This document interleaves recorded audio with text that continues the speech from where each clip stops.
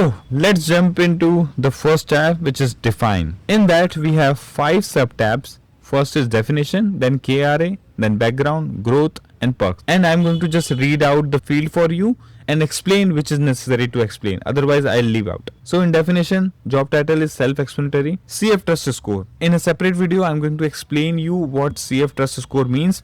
In short, it's a CIBIL for banking score.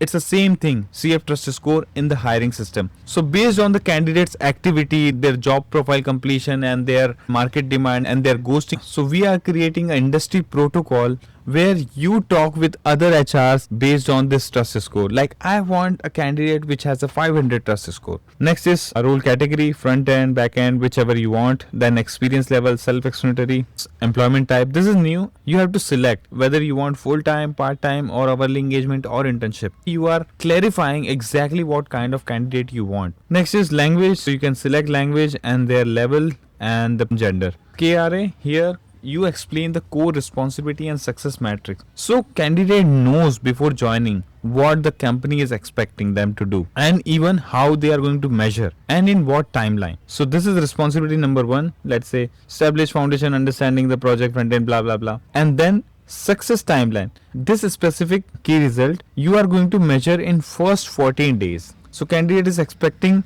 to finish this responsibility in first 14 days. And success definition, like how you are going to measure this. I know most of the company do this after they take the candidate in, and even it helps you to brainstorm why you actually even want the candidate. So this is a great exercise to do before the hiring. So you will have an intention to hire. And then KRA2. So you can add up to 7, and here you can click on AI assistant and the AI will help you to write the KRA. So it is going to just help out, but I will encourage you to write it manually. So next is background. So it's simple. What background you expect from the candidate? How much total years of experience you are expecting? Client interaction. The candidate has done the client interaction in past or the limited interaction, active collaboration, or they are in the leadership role. By hovering over it, you will have a definition on it. Education requirement, you can select the universities which are registered in the Coderfarm, and you can select the degree you prefer, and also you can search it here. CGPA, what CGPA you are expecting. The company information, this is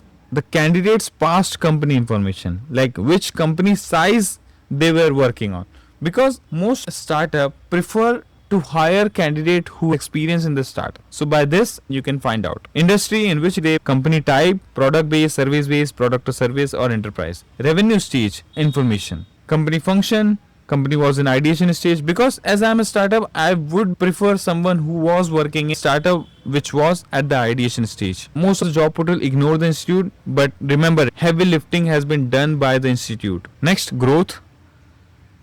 Why growth? Because the candidate wants to know what is my growth in the company. You have to tell it if you are actually providing growth. So we just have 3 fields here. New skill they learn, their first year goal, and the next role they can remember, it is really important. Perks. If you have, like on the general tab, you explain the perks and benefit already.